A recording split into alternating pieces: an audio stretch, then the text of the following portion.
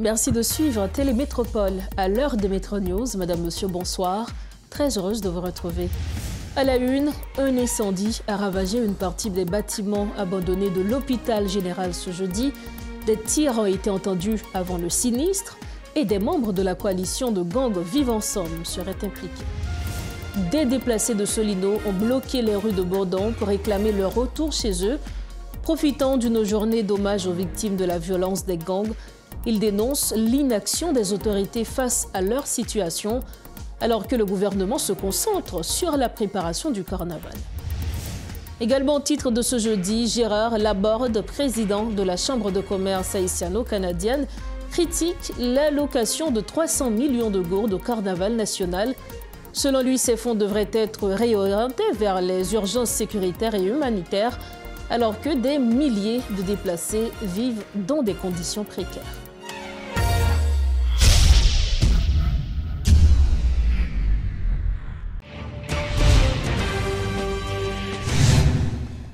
Bienvenue à tous au développement des titres de l'actualité. Comme annoncé, une partie des bâtiments abandonnés de l'hôpital général a pris feu ce jeudi, touchant particulièrement la zone proche de l'hôpital militaire. Selon nos informations, des membres de la coalition de gangs Vivre Ensemble seraient impliqués. Peu avant l'incendie, de nombreux tirs ont été entendus dans le secteur.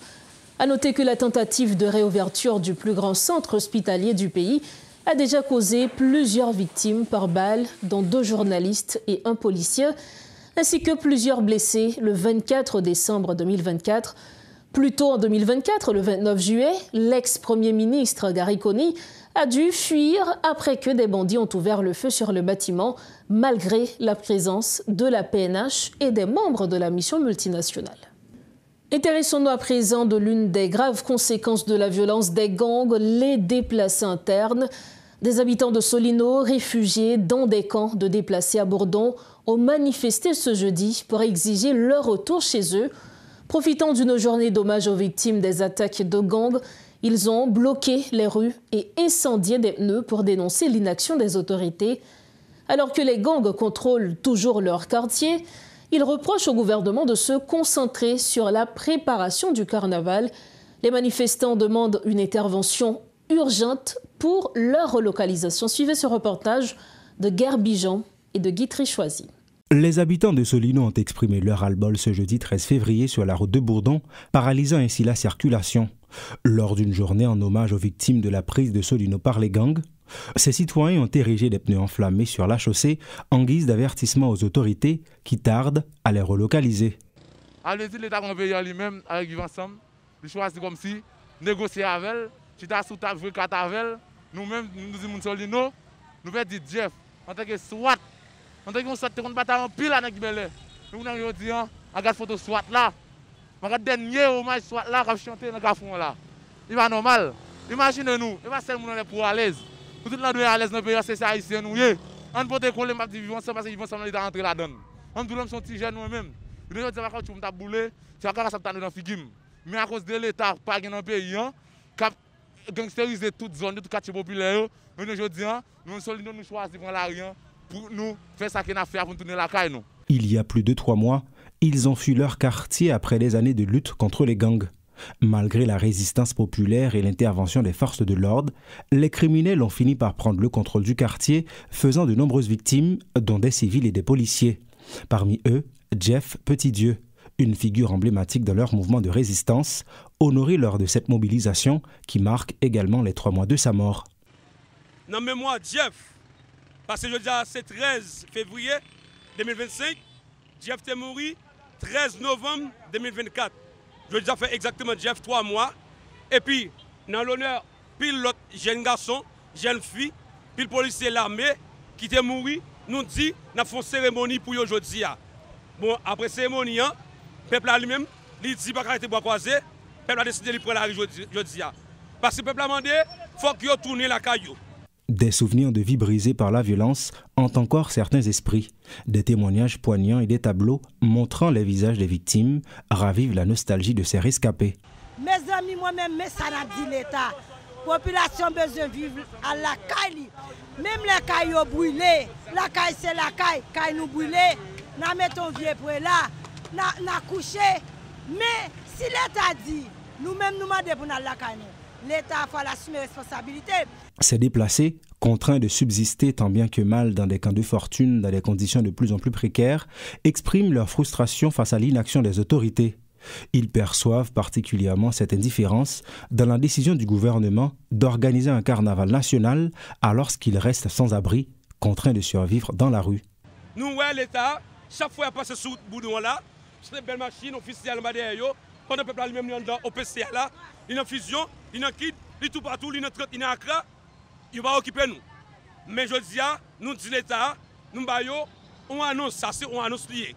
Nous disons, si yo pas décidé, fait peuple là entrer à Kayo, à partir de moi ça, ou bien moi qui apporte là, peuple là, nous avons ça fait. Parce que le peuple là voulait pour faire tout ça qui est possible pour entrer à Kali.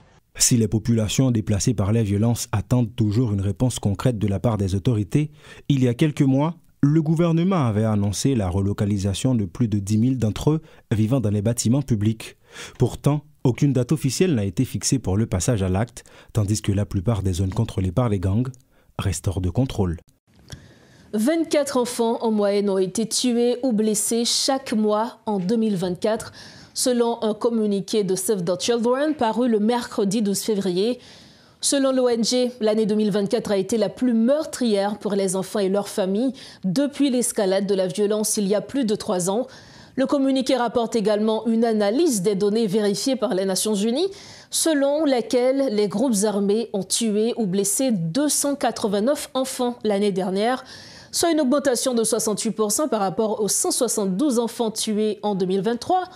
Toujours selon cette analyse de l'ONU, pour l'ensemble de l'année 2024, 184 enfants ont été tués, soit 123 garçons et 61 filles, 105 ont été blessés, soit une augmentation de 68% du nombre de victimes vérifiées parmi les enfants par rapport à 2023, où 115 enfants avaient été tués et 57 autres blessés. Au total, 7 889 personnes ont été tuées ou blessées en Haïti en 2024. Toutefois, le nombre réel d'enfants victimes est probablement beaucoup plus élevé, souligne Save the Children dans son communiqué, précisant que parmi les enfants tués au cours de l'année, certains n'avaient que 12 ans et 27 d'entre eux faisaient partie de groupes armés. Dans l'intervalle, ce jeudi 13 février, le ministre délégué à la solidarité et aux affaires humanitaires, Erwil Gaspard, a clôturé un atelier de co-création du programme de prévention et de réhabilitation des enfants et des jeunes. Ce programme vise à protéger et réinsérer les enfants, en particulier ceux recrutés par les gangs armés. Le gouvernement prévoit de renforcer ses actions en faveur des enfants démunis, notamment en réhabilitant de nouveaux centres d'accueil pour leur offrir des alternatives face aux violences des gangs. Erwil Gaspard a pris la parole à la clôture de l'atelier ce jeudi. Il y a des gens qui sont capables de poser cette question pour qui ça y a un programme de réhabilitation des enfants et des jeunes. La réponse est claire et simple. Si on a regardé la population jeune, la population qui est dans le gang, nous sommes capables de remarquer que les très très très jeunes.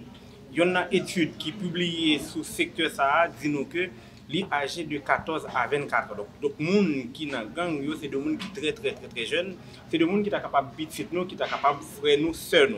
Donc, pour nous capables de résoudre le problème, ça, c'est extrêmement important pour l'État lui-même, pour le prendre en main et ensemble, l'autre acteur qui est dans la société civile, des partenaires internationaux qui sont là pour appuyer ce gouvernement à faire, ils sont même capables de venir en support. Et c'est à ça que les jeunes lui-même entendent répondre. Il y a un programme qui prend le travail sur 2 axes fondamentaux. 1, la prévention des enfants. Donc, si les gens qui sont dans le quartier qui sont exposés pour empêcher que ils rentrent dans le gang, mais ça qui déjà dans le gang permet que nous récupérions et réhabiliter pour nous capables de réinsérer dans la société. Donc 2 axes fondamentaux, la prévention et la réhabilitation. Ce travail ça que nous avons fait pendant pratiquement toute semaine, 3 jours et qui arrive à conclusion jeudi.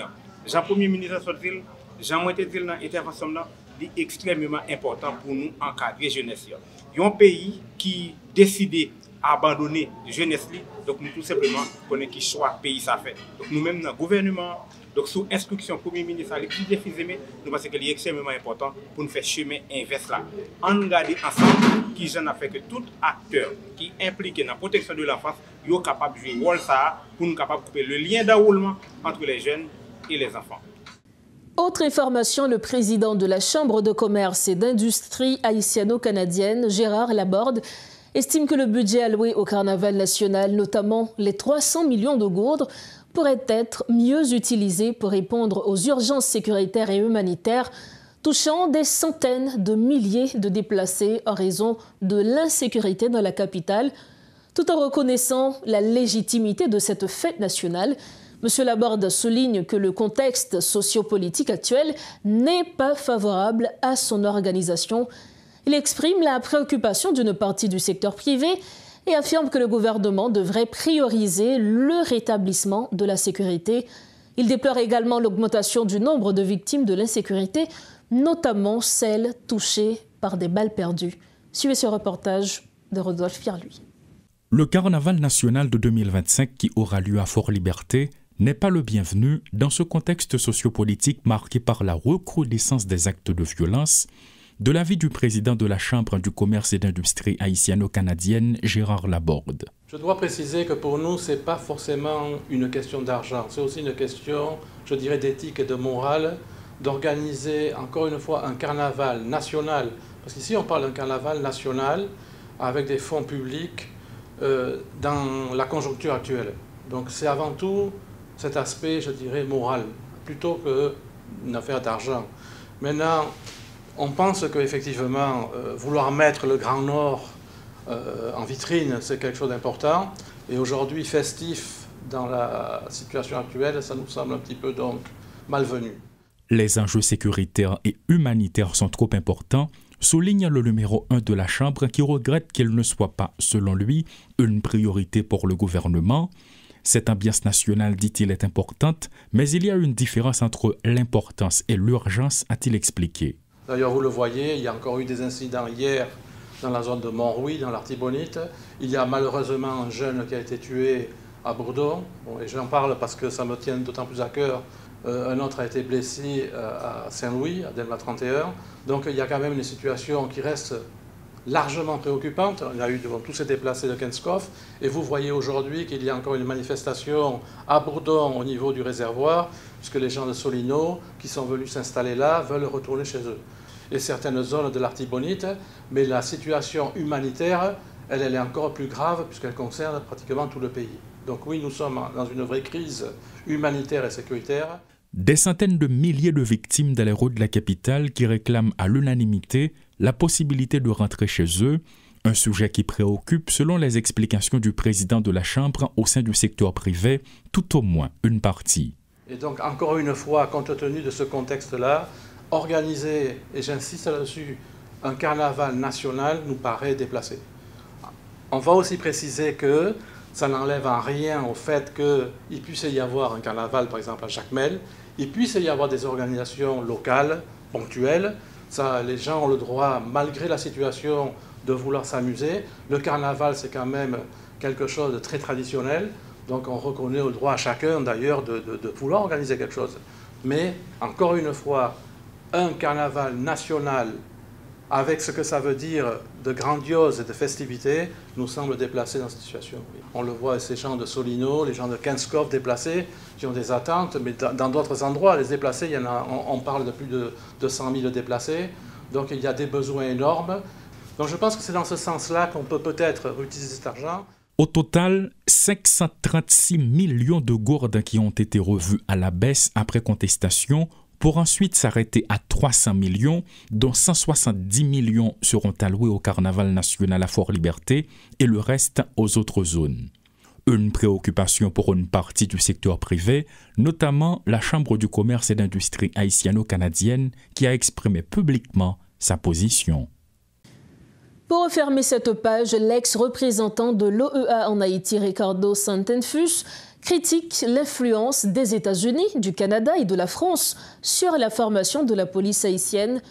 Invité à l'émission Le Point ce jeudi, il a dénoncé le sous-armement des policiers face aux gangs et l'impuissance du Brésil à y remédier. Il reproche aussi aux pays sanctionnant des personnalités haïtiennes de ne pas apporter de preuves.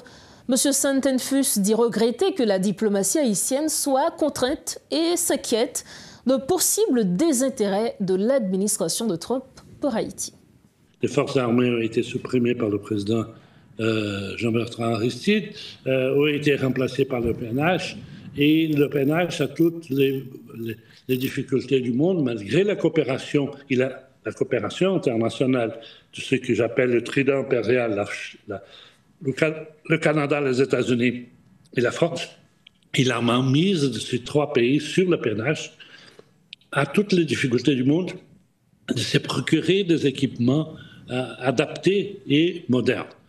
On arrive au paradoxe que les gangs sont très bien armés avec des armes modernes et la PNH, il y a encore quelques semaines en arrière, n'avait pas les moyens de les affronter avec des vieux équipements. Donc, pourquoi? Parce que l'idée centrale, toute vraie, mais également légère, superficielle, disons, ces armes qu'on transmet à la PNH vont se retrouver entre les mains des bandits. Or, quand on sait que les armes viennent dans des conteneurs, même avec des donations des vêtements, même à travers des supposées églises, viennent de Miami vers Haïti, n'est-ce pas? Au de la frontière, on passe par la frontière de la République dominicaine. Donc, tout le monde demande qu'il y ait un boycott aux armes pour les gangs et une permission pour les armes pour la PNH. Je constate deux choses. D'abord, je constate l'insécurité croissante et intenable et insupportable pour la population haïtienne. La deuxième chose que je constate, c'est que ces sanctions qui sont prises aux Nations Unies, non, parce qu'il y a des preuves et elles sont très restreintes. Mais par des pays de façon unilatérale, comme par exemple le Canada ou même les États-Unis, contre des politiciens ou des hommes ou des chefs, des responsables économiques haïtiens, font faillite lorsqu'ils ne présentent pas de preuves et qui ne donnent pas la possibilité que ces accusés se défendent. Donc, c'est trop facile de dire « Ah, l'élite haïtienne, l'élite politique et économique haïtienne est derrière les gangs ». Il me faut des preuves, il faut donner la parole aux accusés, il faut qu'ils puissent se défendre. Si, effectivement, ils le sont, et j'espère que la justice haïtienne, sans beaucoup d'espoir, évidemment, va faire son travail, mais elle ne l'a pas fait.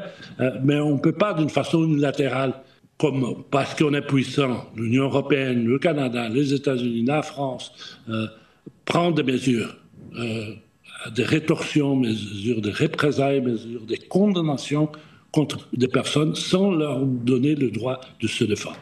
Les sanctions des Nations Unies sont dans un cadre légal, ce qui n'est pas le cas des autres que je viens de mentionner. Dans le cadre légal, et vous voyez que c'est beaucoup plus difficile, le nombre et la liste des accusés est beaucoup plus restreinte, n'est-ce pas? Donc, pour moi, il ne faut pas qu'en utilisant cette crise haïtienne, on règle des problèmes des leadership, les problèmes politiques qu'on a avec un tel ou un tel. Il faut faire en sorte que ceux qui sont accusés puissent avoir leur mot à dire.